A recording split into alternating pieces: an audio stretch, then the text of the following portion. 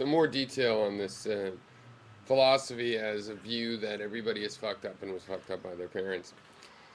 It's not really a criticism of everybody. There's definitely a cynical side. I prefer to put it that way. But, there's a forgiving side that we're all in that together, you see. Nobody's perfect. We're not separating the perfect from the imperfect and demonizing the perfect and deifying the perfect anymore.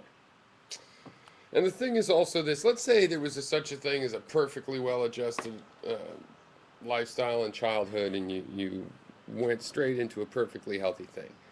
Now, I think that breaks down at one level just because of evolution and stuff and what's healthy and what niche you want and where you want to survive and how much in health is worth doing it. If you're migrating north and you're not quite evolved for the cold yet, but you suffer through it, I mean, who knows what the greater purpose and good and fitness of all of that is. Right. But anyway, but in general, the point is the human mind, and I think maybe a mammalian minds, but let's just talk about the human mind, is designed to do this. It's like a probe sent to another planet, and it unfolds, and it seeks out something to be miserable about just as much as it seeks out something to be happy about. Right? Because, if everything was perfectly well adjusted in that well adjusted life, then, it's going to seek out, damn, the blueberry tarts sometimes come out pert. And it might be a political activist on that if there's nothing else. In our world, people say, well, there's a lot else, but I can't do anything about it, so I'll narrow my view down and I'll still worry about that blueberry tart problem. And that's how a lot of the specialties and specialisms get done here while we still have a mess. So, and kind of all the priorities get worked on in parallel to differing degrees. So you're supposed to unfold and see your flaws and what you can understand of the flaws around you, ideally a couple generations forward and back. And this is what we need to do. I mean, it's just ridiculous. You grow up, and if you pay attention and really get into your family and aren't one of the same people that's, okay, don't talk about that skeleton, mom had a huge fight with grandma when they were young, or blah, blah, blah. And you don't tell it. Well, you don't want to make a big deal and turn it into rumor.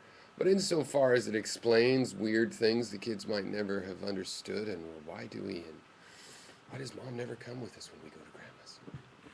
She doesn't feel well. Just in those cases, just go with the honesty and tell us so we can know there's people out there studying dozens of generations of genealogy, and we're ignoring, the genealogy right around us. They don't share their human experiences. Right? This is the rule. They do not, in America at least, but I think to a degree, just in the West and in general, we don't share. We haven't gotten past a stupid animal stage in mammal evolution where we, as the ancestors, accept ancestor worship. We need to reject ancestor worship, and that starts eventually. Well, I don't know where it starts. Before it's actually complete, it ends with us. I guess if I had to guess, it would start with rejecting the ancestor worship of, say, a parent that demands a kind of respect they don't deserve, even if they deserve respect in some other area. It probably starts with that because we feel our personal indignation. But it completes when we also don't accept that ancestor worship. And we accept that it's lovely that we get all of that free love and we can do good, healthy things to have a good relationship with that. And accepting a kind of a deification as sort of a thank you note for all the hard work is just not in anybody's best interest.